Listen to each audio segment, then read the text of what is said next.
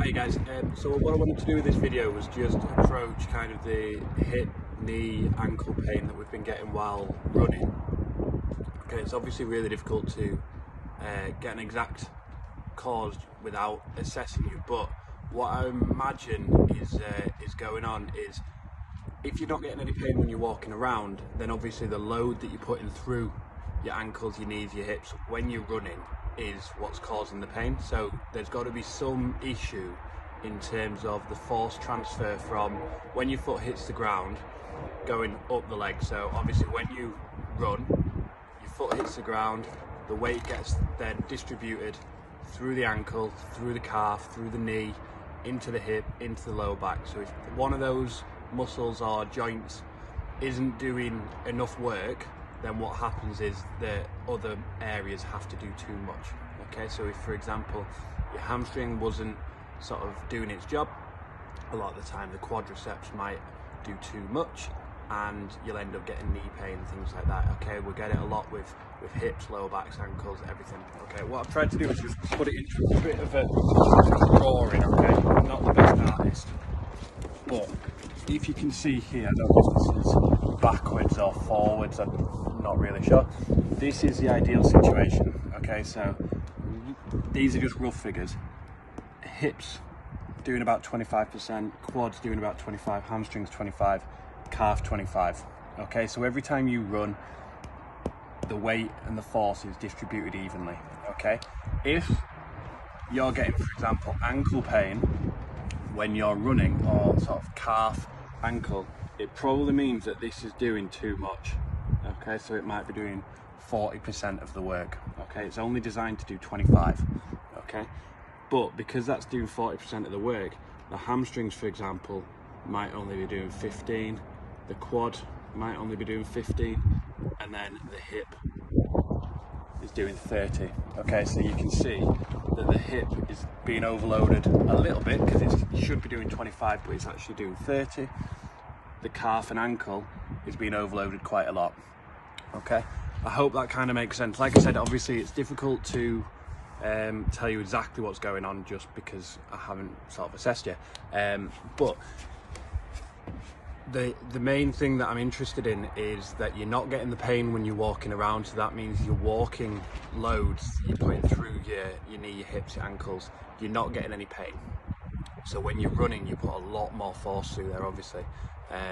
So there's got to be an issue, just a very, very slight issue, just with that force transfer between. Okay, really simple exercise to do to begin with. All right, what I want you to try.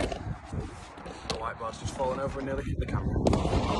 Okay, so what I want you to try, just lying on your back. Okay, legs bent to this position, and what I want you to do, lay flat, and the weight you're going to push through your foot, and the weight's going to go through that midfoot. Okay, you've heard me talk about the midfoot quite a lot.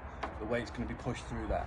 Okay, if you feel like you bring your leg, your bum closer to your ankle, or vice versa, when you're trying to do the exercise, that's going to really sort of disengage this hamstring. So we want to keep this nice and long.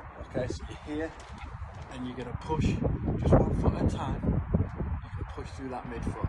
Okay, so the other leg can be in the air, and you're going to push through that midfoot. Okay, you can see my calf working really hard there. I can feel it in my hamstring, and my calf's working nicely. Okay, aim for about 6 seconds. Okay, and then relax, and then just do the other side.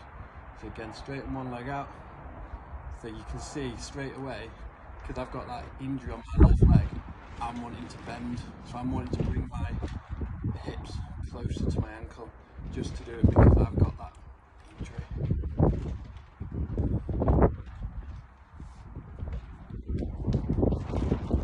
Okay, aim for about 4 or 5 sets of 6 sort of second holds. Okay, and then the other one I want you to do is just into a bridge. Okay, so if you've got a foam roller or a pillow, anything like that, it'll just really help get the intent through that midfoot. Okay, so you're aiming for, just make sure you can see it in the camera, same position again. Okay, lying on your back, you're going to push through the midfoot again, and I just want you to lift your hips just a tiny amount, so you only lift them to about an inch.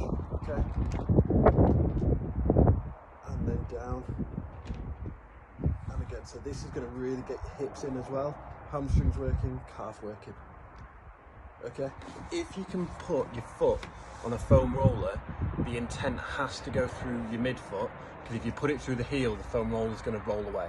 Okay, so that's why putting it through a foam roller is really, really beneficial.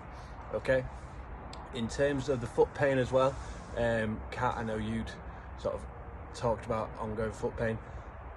Try that exercise as well, okay, because if you get the foot pain, there's going to be kind of an issue, especially around running at that force transfer again. Okay, so just try that exercise, 4 or 5 repetitions, okay, of, like I said, about 6-second holds. All right, if you do those, and just let me know how you get on with them. All right.